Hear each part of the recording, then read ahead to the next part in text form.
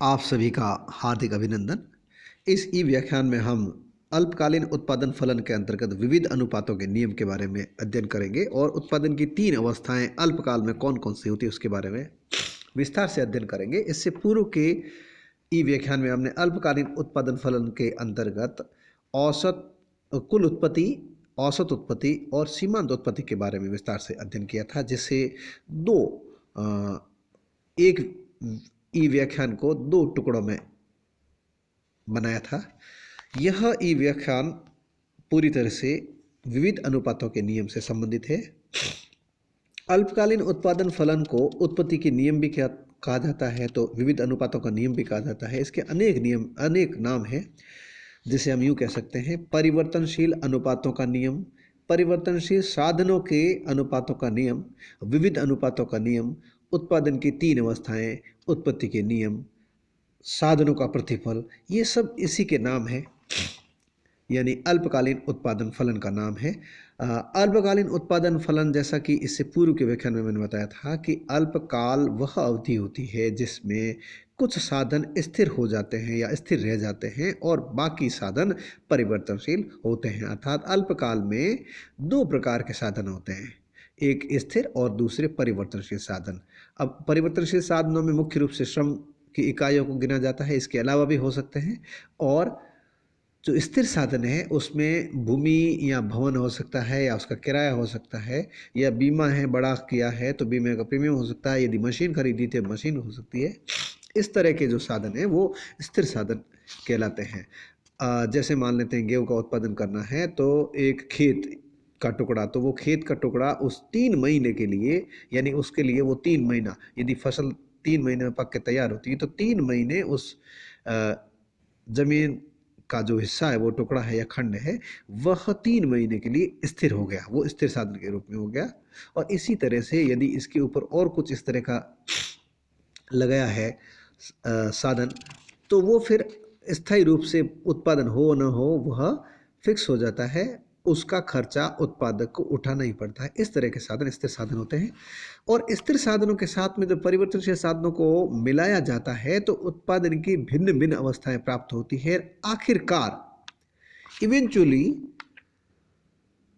यानी अंततोगत्वा, साधनों की सीमांत उत्पादकता जो कि स्थिर साधनों के साथ परिवर्तनशील साधनों के लगाई जाती है, उनकी सीमांत उत्पादकता घटती ही है, गिरती ही है। इसलिए सीमांत उत्पत्ति हास नियम भी इसको कहा जाता है।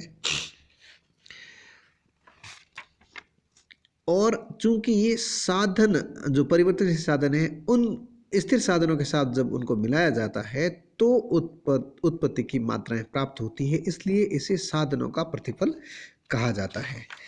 और जब हम बात करें कि उत्पत्ति की 3 अवस्थाएं किस प्रकार प्राप्त होती है, तो हम इसे इस प्रकार से कह सकते हैं कि अल्पकाल में 2 प्रकार के साधन होते हैं, पहला स्थिर साधन और दूसरा परिवर्तनशील साधन।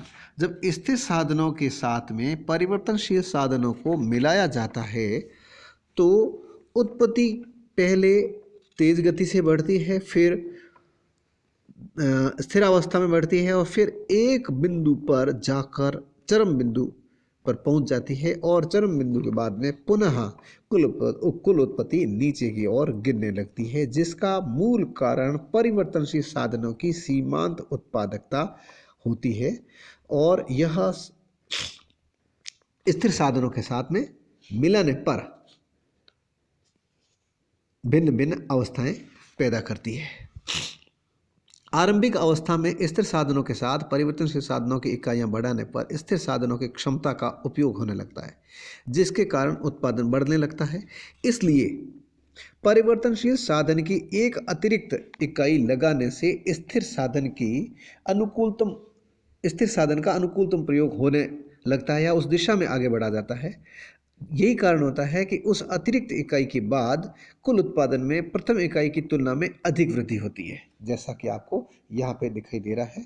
इस तरह से ये आगे बढ़ता है, उसके बाद में फिर इसकी जो है गति वो भिन्न हो जाती है, उसके बाद में ये इस तरह से अपने चरम बिंदु तक पहुंचता है। लेकिन जो सीमांत उत्पादकता है यह यहाँ से दिखाई गई है, ये आ रही है आपको, ये जो दिख रही है ये MP है, यानी marginal productivity of variable factors, यानी कि सीमांत परिवर्तनशील साधनों की सीमांत उत्पादकता है। और यह कुल उत्पत्ति की मात्रा को तय करती है, कुल उत्पत्ति की मात्रा की दिशा को यही तय करती है कि किस दिशा में कुल उत्पत्ति जाएगी।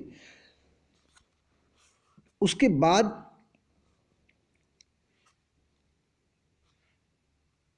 इसी प्रकार परिवर्तनशील साधनों की और इकाइयां बढ़ाते रहने पर एक बिंदु के बाद कुल उत्पादन बढ़ता तो है, लेकिन पूर्व की तुलना के में बढ़ने की गति या दर कम होने लगती है, जिसका कारण होता है प्रत्येक अगली परिवर्तनशील इकाई के उत्पादन में लगाने से प्राप्त उसकी भौतिक सीमांत उत्पादकता में कमी आने लगती है, जो ये दर्शाता है कि परिवर्तनशील साधन की अतिरिक्त इकाई स्थिर साधन के साथ मिलकर पूर्व की तुलना में कम उत्पादन कर रही है। भले ही परिवर्तनशील साधनों की सीमांत उत्पादकता अधिकतम होकर गिर रही होती है, लेकिन अभी तक स्थिर साधनों का पूर्ण विदोहन या अनुकूलतम प्रयोग या उनकी पूरी क्षमता का उपयोग नहीं हो पा रहा होता है।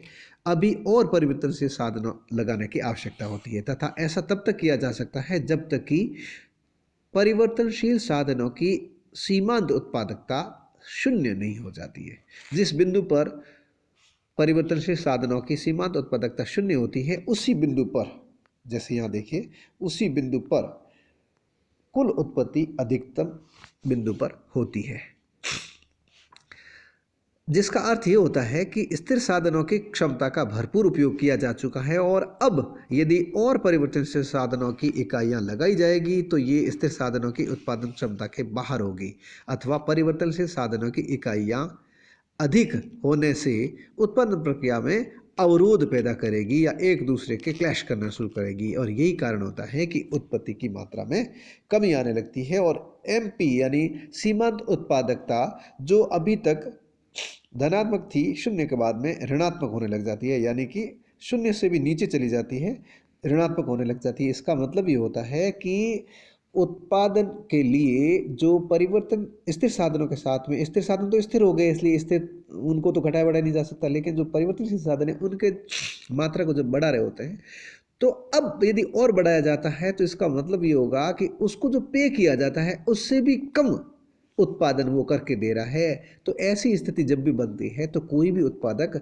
अतिरिक्त इकाई को नहीं लगाएगा, क्योंकि यदि इसका मतलब ये होगा कि परिवर्तनशील साधन, मान लेते हैं श्रम है, तो श्रम को एक अतिरिक्त इकाई या एक और श्रम लगाया जाता है, एक और मजदूर लगाया जाता है, तो उत्पत्ति की मात्रा में 100 रुपये का वृद्धि होती है, लेकिन उसको 150 रुपये चुकाना पड़ रहा है। तो इसका मतलब ये होगा कि उस लेबर पर 150 रुपये खर्च किए जा रहे हैं, जबकि वो उत्पादन में अपना हिस्सा या योगदान केवल 100 रुपये तक का ही कर पा रहा है। तो ऐसा संभव नहीं होता है कि कोई भी उत्पादक जब सीमांत उत्पादकता ऋणात्मक होने लगती है परिवर्तनशील साधन की, तो उत्पादन में और उसे खपाए या और लगाए तो वह वहाँ पे रोक लेता है।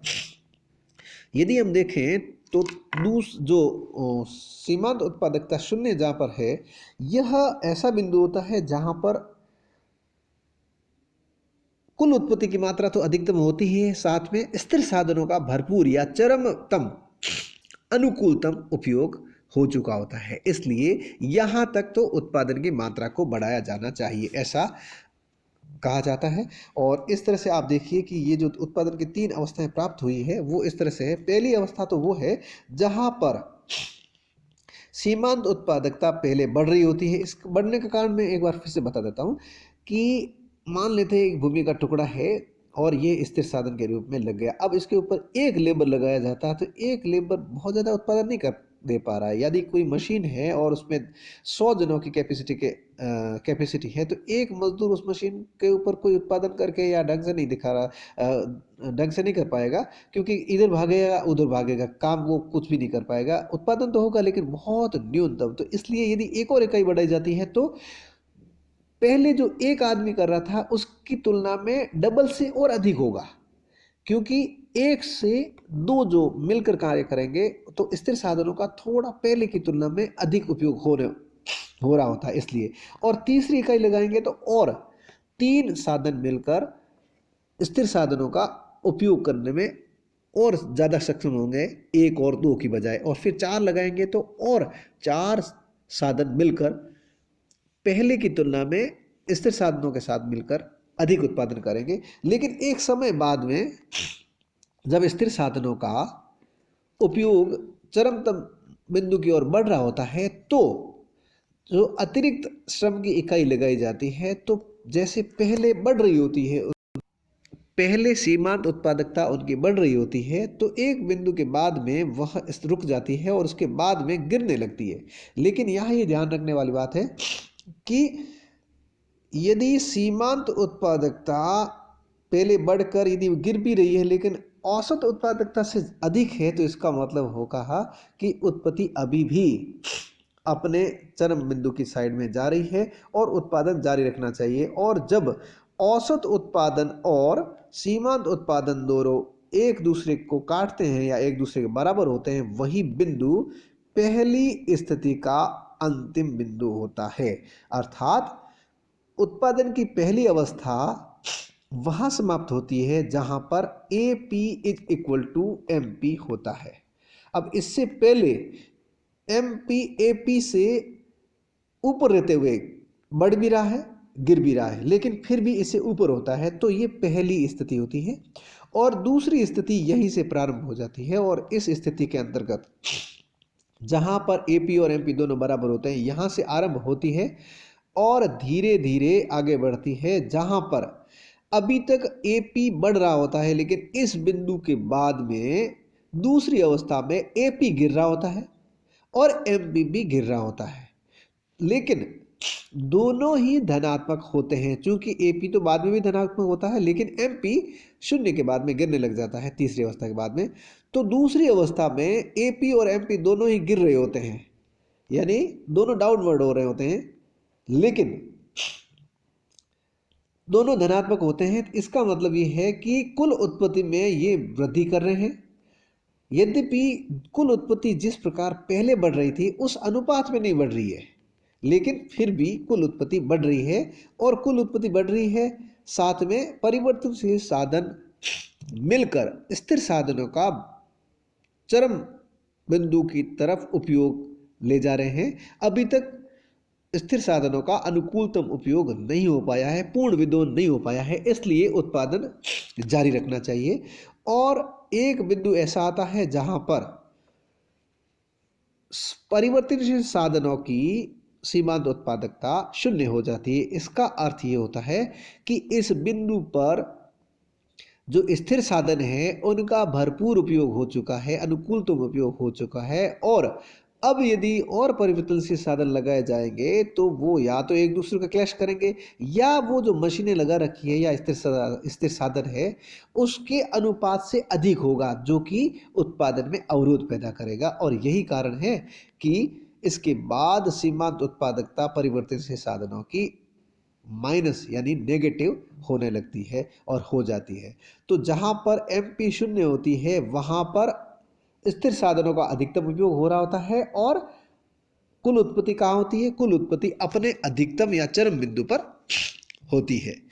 अब ये बिंदु द्वितीय अवस्था का अंतिम बिंदु होता है। ये सेकंड स्टेज जो है वो यही समाप्त हो जाती है। तो सेकंड स्टेज आरंभ कहाँ से होती है? जहाँ पर AP और MP एक दूसरे के बराबर होते हैं वहाँ से सेकंड स्टेज आरंभ होती है। और जहाँ पर MP शून्य होती है और कुल उत्पादन अपने चरम बिंदु पर होता है वहाँ पर दूसरी अवस्था समाप्त हो जाती है। यहीं से तीसरी अवस्था उत्पादन की आरंभ होती है। और इस तीसरी अवस्था में TP भी, AP भी और MP भी गिर रहे होते हैं, यानी तीनों ही TP, AP, MP तीनों ही गिर रहे होते हैं तीसरी अवस्था में। और MP ऋणात्मक होती है, गिरती तो है ही है लेकिन ऋणात्मक होती है। और जब MP ऋणात्मक होती है यही कारण है कि यह TP को अपने चरम बिंदु के बाद में अपनी तरफ खींचने लगती है, नीचे की ओर खींचने लगती है। और यदि देखा जाए तो MP यानी कि परिवर्तनशील साधनों की सीमांत उत्पादकता ही कुल उत्पत्ति की मात्रा को या कुल उत्पत्ति की दिशा को तय करता है। इसलिए ये तीसरी अवस्था ऐसी अवस्था है जिसमें कुल उत्पत्ति, औसत उत्पत्ति और सीमांत उत्पत्ति तीनों ही गिर रहे होते हैं और सीमांत उत्पत्ति की उत्पत्ति ऋणात्मक होती है। इसलिए इस अवस्था में उत्पादन करना श्रेयस्कर नहीं होता है। अब हम मानते हैं इस चित्र को इस रूप में भी हम बता सकते हैं। एक ही साथ इस चित्र की, जो पहले चित्र आपने देखा उस चित्र को एक साथ में, वो डिराइवेशन था एमपी और एपी के साथ में टीपी का, यानी किस तरह से एमपी टीपी को परिवर्तित करती है या फिर टीपी का शेप तय करती है। तो इसको यदि हम साथ में लें तो इस तरह से दिखा सकते हैं, एक्स एक्सिस वाई एक्सिस, और ये टीपी है, ये एमपी है और ये एपी है।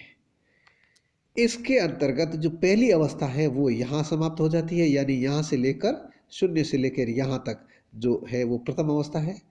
दूसरी अवस्था जहाँ पर ए पी एम पी दोनों बराबर होते हैं, यानी कि यहाँ पे है, यहाँ जहाँ पे प्रथम अवस्था खत्म होती है, वहाँ से लेकर जहाँ पर एम पी शून्य होती है और टी पी अपने अधिकतम बिंदु पर होती है, वहाँ तक ये सेकंड स्थिति होती है। और थर्ड स्टेज जो होती है वहाँ पर टी पी गिर रही होती है और ए पी भी गिर रही होती है, एम भी गिर भी रही होती है और ऋणात्मक भी होती है। तीनों अवस्थाओं को इसकी एक चित्र के साथ में या एक चित्र के रूप में प्रस्तुत किया जा सकता है, दिखाया जा सकता है। ये चित्र, ये और ये दोनों ही चित्र मैंने सामान्य अर्थशास्त्र व्यष्टिगत आर्थिक विश्लेषण, जो कि राजस्थान हिंदी अकादमी द्वारा प्रकाशित पुस्तक है, उसमें से मैंने ये चित्र दोनों लिए हैं।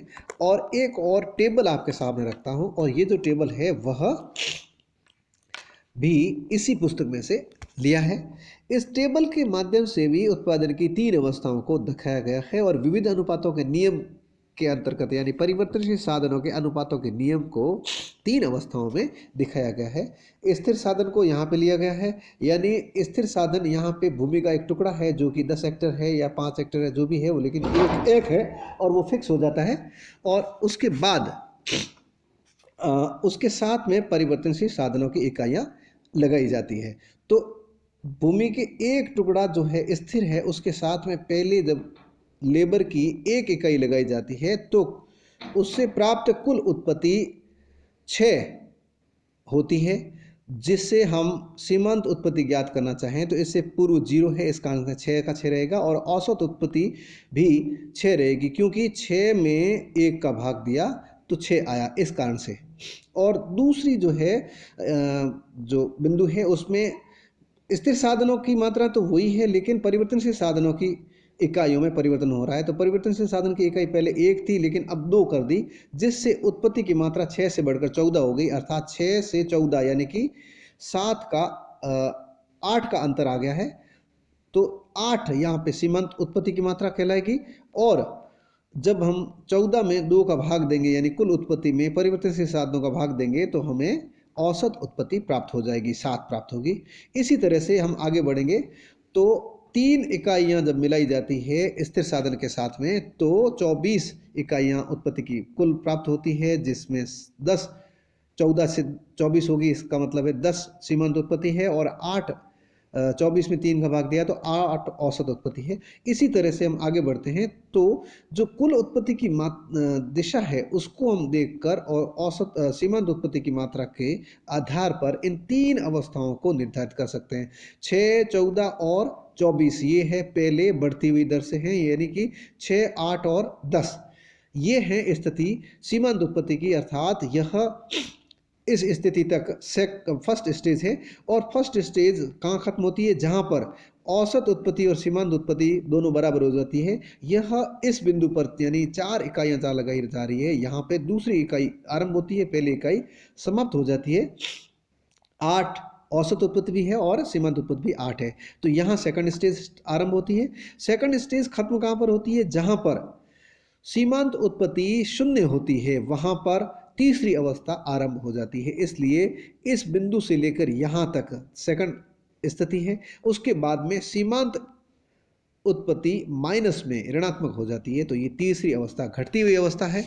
इससे हम इन तीनों अवस्थाओं को इस प्रकार भी लिख सकते हैं।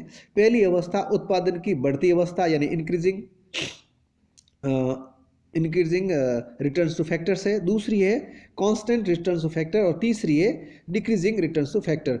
और उत्पादन की बढ़ती अवस्था, उत्पादन की स्थिर अवस्था और उत्पादन की घटती अवस्था, इसको हम लागतों के रूप में देखें तो इसको हम ये कह सकते हैं घटते लागत की स्थिति, स्थिर लागत की स्थिति और बढ़ते लागत की स्थिति। इस तरह से हम तीनों को लागतों के रूप में भी डिफाइन कर सकते हैं। और अब बात आती है कि कौन सी स्थिति है जो श्रेष्ठ होती है उत्पादन के लिए। तो दूसरी स्थिति सबसे श्रेष्ठ स्थिति होती है। क्यों होती है? क्योंकि इस स्थिति के अंतर्गत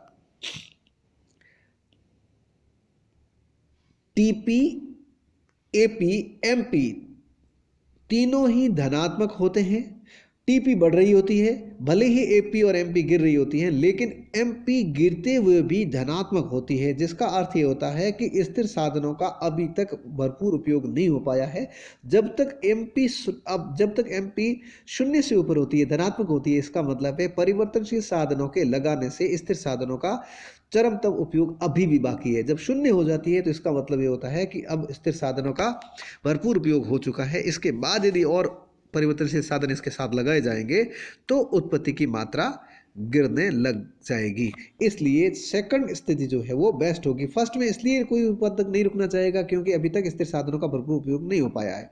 और थर्ड स्टेज में इसलिए नहीं जाना चाहेगा क्योंकि अतिरिक्त इकाई के लगाने पर जो लागत आ रही है उससे भी कम उत्पत्ति में अपना योगदान दे पा रहा है परिवर्तनशील साधन की अतिरिक्त इकाई। इस कारण से तीसरी